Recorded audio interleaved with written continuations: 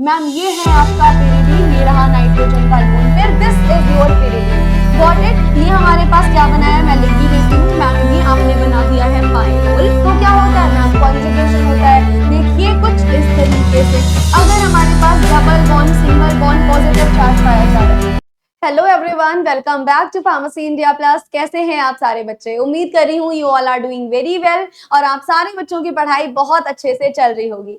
तो जैसा कि आप सभी को पता है कि हम ऑलरेडी अपनी फार्मास्यूटिकल ऑर्गेनिक केमिस्ट्री स्टार्ट कर चुके हैं और सेमेस्टर 4th के बच्चों के लिए काफी सारी चीजें मैं ऑलरेडी प्रिपेयर करवा चुकी हूँ। For example unit 1, unit 2, unit 3 almost खत्म ही होने वाली है। यूनिट 1, 2 ऑलरेडी खत्म हो चुकी है, जिसका पूरा का पूरा सिलेबस मैं आपको आपके इसी यूट्यूब चैनल पर प्रोवाइड करवा चुकी हूँ। अगर आपने अभी तक यूनिट 1 एंड यूनिट 2 नहीं देखा है तो आई वुड रिकमेंड देख लीजिएगा, क्योंकि वो दोनों बहुत ज्यादा स्कोरिंग यूनिट्स भी हैं और पूरे के पूरे नोट्स आपको इसी यूट्यूब चैनल पर मिल जाएंगे बिल्कुल फ्री ऑफ कॉस्ट।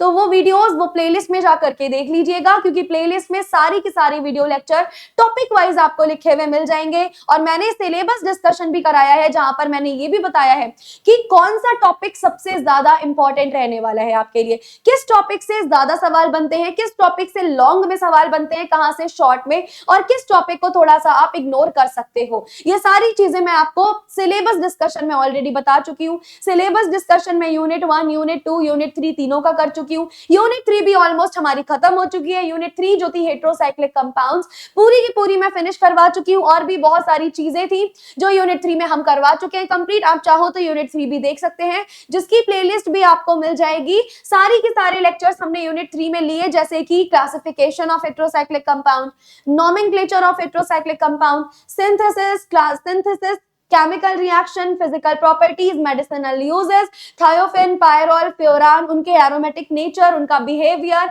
रिएक्टिविटी, ये सब कुछ हम ऑलरेडी कवर अप कर चुके हैं।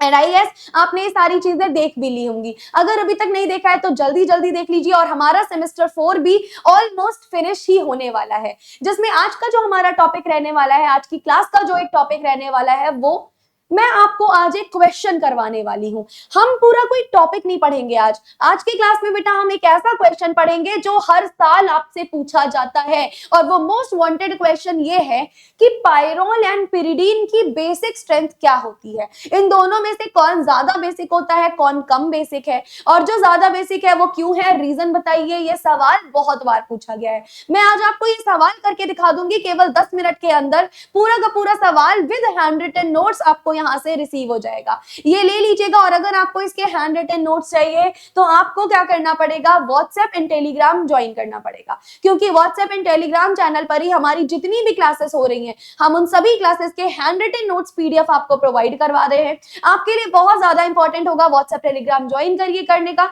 अगर आपने अभी तक ज्वाइन नहीं किया है, या फिर अगर आप पहली बार इस चैनल पर आए हैं, तो जरूर से इस चैनल को विजिट कर लीजिए, सारी वीडियोस विजिट कर लीजिए, क्योंकि यहाँ हर एक सेमेस्टर के क्लासेस ऑलरेडी चल रहे हैं अलग अलग सब्जेक्ट्स के।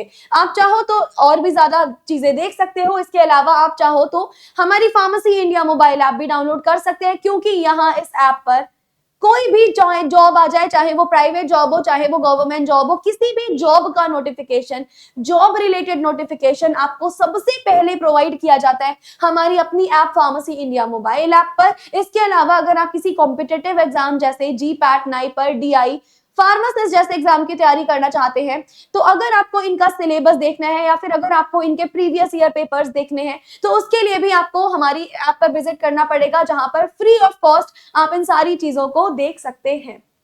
चलिए फिर बिना किसी देरी के हम अपना टॉपिक स्टार्ट करते हैं। टॉपिक क्या है मैम, आप भूल रहे हो, टॉपिक नहीं है, आप तो सिर्फ एक क्वेश्चन बता रहे हो। आज टॉपिक आपका या क्वेश्चन आपका ये है कि define basicity of pyridine and pyrrole. हमारा जो पिरिडीन होता है और जो पायरोल होता है, इसमें बेसिक नेचर क्या होता है। चलो पायरोल क्या होता है, पहले तो मैं स्ट्रक्चर बना देती हूँ। मैम ये रहा आपका पायरोल, ठीक है जी। पिरिडीन क्या होता है मैम, ये है आपका पिरिडीन, ये रहा नाइट्रोजन का lone pair, this is your pyridine. Got it. ये हमारे पास क्या बनाया है मैं लिख भी देती हूँ मैम, ये आपने बना दिया है पायरोल, और यहाँ क्या बना दिया आपने, यहाँ हमने बना दिया है पिरिडीन। अब ध्यान से समझेंगे बेटा, यहाँ पर बेसिक स्ट्रेंथ कैसे डिफाइन करनी होगी। समझो यहाँ पर बेटा आपके पास क्या लगा हुआ है मैम, ये हमारे पास लोन पेयर है, और ये लोन पेयर कहाँ जा रहा है मैम, ये लोन पेयर कॉन्जुगेशन में पार्टिसिपेट ले रहा है। यानी ये वाला लोन पेयर कैसा है, it has a de delocalized lone pair. यहाँ पर क्या दिया हुआ है मैम, सीधी सी बात है, हमें यहाँ पर एक डीलोकेलाइज्ड लोन पेयर दिया है। अब लोन पेयर क्या हो रहा है मैम, लोन पेयर अपना कॉन्जुगेशन के अंदर जा रहा है। अगर लोन पेयर कॉन्जुगेटेड सिस्टम का पार्ट है, यानी लोन पेयर कैसा है मैम, डीलोकेलाइज्ड लोन पेयर है। क्यों लोन डीलोकेलाइज्ड है, क्योंकि ये कॉन्जुगेशन का पार्ट हो रहा है। जबकि अगर आप इस वाले लोन पेयर को देखोगे तो यहाँ पर मैम, यहाँ लोन पेयर जो है वो कॉन्जुगेशन का पार्ट नहीं है। ये वाला जो लोन पेयर है बेटा, ये लोकेलाइज्ड लोन पेयर है। कैसा लोन पेयर कहलाता है ये मैम, ये होता है लोकेलाइज्ड लोन पेयर। लोकेलाइज्ड लोन पेयर मतलब मैम ऐसा लोन पेयर जो कॉन्जुगेशन का पार्ट नहीं है। तो कॉन्जुगेशन का पार्ट कौन है फिर, यहाँ कॉन्जुगेशन का पार्ट ये बॉन्ड्स है। देखो पाई बॉन्ड, फिर सिंगल बॉन्ड, फिर पाई बॉन्ड, फिर सिंगल बॉन्ड, फिर डबल बॉन्ड। तो पहले तो आप ये समझ लो कि ये कॉन्जुगेशन होता क्या है। पहले तो ये समझ लो कि ये कॉन्जुगेशन क्या है। समझिए, कभी भी बेटा double bond, single bond, double bond, यानी अगर ऑल्टरनेट डबल बॉन्ड पाए जाते हैं तो क्या होता है, कॉन्जुगेशन होता है। देखिए कुछ इस तरीके से, अगर हमारे पास डबल बॉन्ड, सिंगल बॉन्ड और कोई निगेटिव चार्ज पाया जा रहा है तो क्या होता है मैम, कॉन्जुगेशन होता है। देखिए कुछ इस तरीके से, अगर हमारे पास double bond, single bond, positive charge पाया जा रहा है तो क्या होता है मैम, कॉन्जुगेशन होता है। कुछ इस तरीके से, अगर हमारे पास डबल बॉन्ड, सिंगल बॉन्ड और लोन पेयर पाया जा रहा है तो क्या होता है मैम, तो कॉन्जुगेशन होता है। और याद रखना, अगर आपका लोन पेयर कॉन्जुगेशन में पार्टिसिपेट कर रहा है, डीलोकेलाइज्ड हो रहा है, तो इसको क्या बोलेंगे मैम, इसको बोला जाता है फिर डीलोकेलाइज्ड लोन पेयर। क्या बोला जाता है मैम, इसको बोला जाता है डीलोकेलाइज्ड लोन पेयर, जो कि किसमें पार्टिसिपेट कर रहा है ma'am, which is participating in the conjugation. ठीक है ना, ये किसमें पार्टिसिपेट कर रहा है मैम, ये तो हमारा कॉन्जुगेशन में पार्टिसिपेट कर रहा है। यही हमारे पास पायरोल में हो रहा है। देखिए अभी आपने क्या किया मैम, यही हमने पायरोल पढ़ा। पायरोल में मैम जो आपने ये लोन पेयर हमें बताया ना, ये वाला लोन पेयर जो है ना वो कॉन्जुगेशन में पार्टिसिपेट कर रहा है। नाउ सिंस ये कॉन्जुगेशन में पार्टिसिपेट कर रहा है तो हम सीधे सीधे बोल सकते हैं भाई कि ये वाला जो है वो अवेलेबल तो है ही नहीं। मान लो मैं लोन पेयर हूं, मैं चली गई कॉन्जुगेशन में पार्टिसिपेट करने के लिए, मैं जाती हूँ कॉन्जुगेशन में पार्टिसिपेट करने। अब मेरी कोई दूसरी फ्रेंड आ गई, मेरी कोई दूसरी फ्रेंड मेरे घर पे आ गई और उसको तो मैं मिलूंगी ही नहीं, क्योंकि मैं ऑलरेडी कहीं चली गई हूं। सिमिलरली बेटा ये जो लोन पेयर है ये ऑलरेडी कॉन्जुगेशन के पार्ट बनने चला गया है। अब इसका एक और फ्रेंड आता है, मान लो प्रोटॉन। तो क्या ये प्रोटॉन के साथ प्रोटोनेशन करने के लिए अवेलेबल होगा मैम, ये लोन पेयर जो है प्रोटोनेशन के लिए अवेलेबल ही नहीं है। क्यों अवेलेबल नहीं है, क्योंकि ये लोन पेयर तो ऑलरेडी कॉन्जुगेटेड सिस्टम का पार्ट है, यानी ये लोन पेयर जो है प्रोटोनेशन के लिए अवेलेबल ही नहीं है। जबकि ये वाला लोन पेयर बेचारा खाली बैठा था, क्योंकि ये डीलोकेलाइजेशन का पार्ट ही नहीं हो रहा है। डीलोकेलाइजेशन का पार्ट तो केवल और केवल ये बॉन्ड पेयर्स है। यहाँ पर ये लोन पेयर खाली बैठा है, मतलब ये वाला लोन पेयर क्या हो जाएगा, नोट डाउन कर लेना, this lone pair is available for protonation. This lone pair is available for protonation. ये लोन पेयर क्या है मैम, ये वाला जो लोन पेयर है वो हमारा प्रोटोनेशन के लिए अवेलेबल है, जबकि ये वाला लोन पेयर प्रोटोनेशन के लिए अवेलेबल नहीं है। अब मेरी बात ध्यान से सुनना, जहां जहां प्रोटोनेशन हो सकता है, अगर कोई लोन पेयर प्रोटोनेशन के लिए अवेलेबल है और प्रोटोनेशन हो रहा है तो बेटा हमेशा याद रखना कि उसकी बेसिक स्ट्रेंथ हमेशा कैसी होगी मैम, देखिए ये प्रोटोनेशन के लिए अवेलेबल है यानी इसकी बेसिक स्ट्रेंथ ज्यादा होगी। अगर इसकी बेसिक स्ट्रेंथ देखेंगे तो आपका जो पायरोल है वो कम बेसिक स्ट्रेंथ वाला होगा। क्यों कम बेसिक स्ट्रेंथ वाला होगा, क्योंकि मैम यहाँ कोई लोन पेयर अवेलेबल है ही नहीं जो प्रोटोनेशन करा सके। ये वाला लोन पेयर तो डीलोकेलाइजेशन का पार्ट हो गया था, यहाँ प्रोटोनेशन होएगा ही नहीं, जिस वजह से इसकी बेसिक स्ट्रेंथ कम हो गई और इसकी बेसिक स्ट्रेंथ ज्यादा हो जाएगी। तो बता दीजिए मैं क्या लिख दूंगी मैम, आप लिख दीजिए कि pyridine is more basic। pyridine is more basic than pyrrole। Pyrrole के कंपैरिजन में pyridine क्या हो जाएगा मैम, pyridine जो होगी वो more basic होगी। क्यों भाई मैम, यहां पर लिख सकते हैं in pyridine there are localized lone pair, या आप लिख दो there is localized lone pair।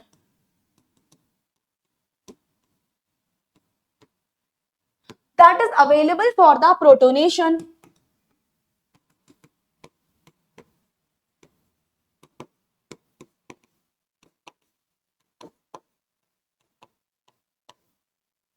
इसकी वजह से क्या हो जाएगा मैम, सीधी सी बात है, इनकी वजह से प्रोटोनेशन हो जाएगा, which increases the basic strength, जो क्या कर देगा मैम, जो हमारे पास बेसिक स्ट्रेंथ को क्या करेगा, बढ़ा देगा,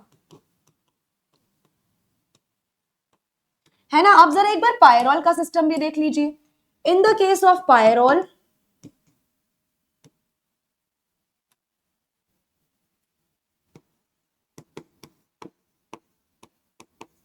पायरोल के केस में क्या हो जा रहा है मैम, पायरोल के केस में आपके पास बेसिकली जो हमारे पास डबल लोन पेयर है वो किसका पार्ट हो जा रहा है मैम, पायरोल के केस में जो हमारे पास लोन पेयर है ना वो किसका पार्ट है मैम, पायरोल के केस में जो लोन पेयर है वो फाइनली हमारा डीलोकेलाइजेशन करवा रहा है, यानी डीलोकेलाइजेशन का पार्ट है। तो हम क्या लिख सकते हैं मैम, बहुत इजीली आप लिख सकते हो, the lone pairs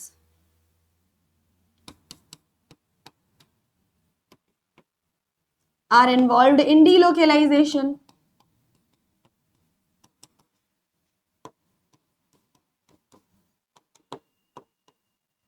are involved in delocalization, hence not involved for protonation या not available for protonation, protonation के लिए क्या होंगे मैम, प्रोटोनेशन के लिए अवेलेबल ही नहीं है, अवेलेबल ही नहीं है, इस वजह से हम सिंपली क्या बोल सकते हैं, हम सिंपली बोल सकते हैं कि कौन ज्यादा बेसिक है मैम। अगर आप बेसिक स्ट्रेंथ के बारे में बात करोगे तो सिंपली जो हमारा पिरिडीन हो जाएगा वो क्या होगा ma'am, pyridine will be more basic than pyrrole, ठीक है ना। पायरोल के कंपैरिजन में कौन ज्यादा बेसिक होगा मैम, पायरोल के कंपैरिजन में जो हमारा पिरिडीन होने वाला है वो ज्यादा बेसिक होने वाला है। एक बार फिर से समझा देती हूँ बेटा मैं, पायरोल के केस में क्या था मैम, पायरोल के केस में एक लोकलाइज्ड लोन पेयर था जो डीलोकेलाइजेशन में, डीलोकेलाइज्ड लोन पेयर था जो कि डीलोकेलाइजेशन में अवेलेबल था, यानी डीलोकेलाइजेशन करवा रहा था, कॉन्जुगेटेड सिस्टम में था, जो हमारे पास प्रोटोनेशन के लिए अवेलेबल नहीं हो पा रहा है, जिसकी वजह से इसकी बेसिक स्ट्रेंथ कम हो गई। जबकि पिरिडीन में मैम जो लोन पेयर है वो लोकेलाइज्ड है, यानी वो क्या करेगा, वो किसी कॉन्जुगेशन में पार्टिसिपेट नहीं करेगा, वो प्रॉपर प्रोटोनेशन करवा पाएगा। तो अगर ये प्रोटोनेशन करवा देगा तो हम क्या बोल देंगे कि क्या हो जाएगा, हम बोल देंगे मैम कि इसकी बेसिक स्ट्रेंथ ज्यादा हो जाएगी। दैट सिंपली मींस कि क्या हो जाता है मैम, दैट सिंपली मींस कि जो पिरिडीन है हमारा वो मोर बेसिक होता है पायरोल के कंपैरिजन में। तो ये जो आपका यूनिवर्सल क्वेश्चन है इसका सीधा सीधा जवाब होगा कि pyridine is more basic than pyrrole. Reason मैं आपको बहुत अच्छे से एक्सप्लेन कर चुकी हूँ, सेम यही रीजन, सेम यही एग्जाम्पल आप अपने एग्जाम में लिख के आना, बस थोड़ी बहुत जो थ्योरी है वो अपने आपस में बढ़ा लेना, जो जो भी मैंने बोला है वो सब आप थ्योरेटिकल वे में लिख लेना। प्रॉपर थ्योरी और प्रॉपर प्रेजेंटेशन के साथ अगर आप एक्सप्लेन करके आओगे ये question, trust me full marks मिलने वाले हैं आपको। और अगर थोड़ा सा लॉन्ग में पूछा जाए तो आप ये कॉन्जुगेटेड सिस्टम भी मेंशन कर सकते हो। That is it for this question. ये क्वेश्चन आई होप आपको बहुत अच्छे से समझ आया होगा। This is one of the most important question, काफी बार एग्जाम में पूछा जा सकता है, तो इसको जरूर से प्रिपेयर कर लीजिएगा। एंड अगर बेटा आप किसी कॉम्पिटेटिव एग्जाम की तैयारी कर रहे हैं, for example drug inspector, all India pharmacist या फिर जीपैट जैसे एग्जाम, और अगर अभी तक आपको अपनी तैयारी शुरू करने का मौका नहीं मिल पाया है, अभी भी आप कंफ्यूज हो कि मैं कहां से तैयारी शुरू करूं, मैं अभी करूं कि ना करूं, तो लेट मी क्लियर कि ये बिल्कुल सही टाइम है आपकी तैयारी शुरू करने का, नहीं तो लेट हो जाएगा। आप चाहो तो अभी से अपनी तैयारी शुरू कर सकते हो, और उसके लिए अगर आपको कोई गाइडेंस की जरूरत है, किसी मेंटोरशिप की जरूरत है, तो आप हमारा बैच ज्वाइन कर सकते हैं जो स्पेशली डिजाइन किया गया है इन्हीं एग्जाम्स के लिए, जो कि ऑलरेडी क्लासेस स्टार्ट हो चुके हैं। अगर आपको और ज्यादा फर्दर इंफॉर्मेशन चाहिए तो आप दिए गए हेल्पलाइन नंबर पर कॉल करके अपनी जानकारी ले सकते हैं। Thank you so much for this class, मिलते हैं अगले क्लास में, टेक केयर।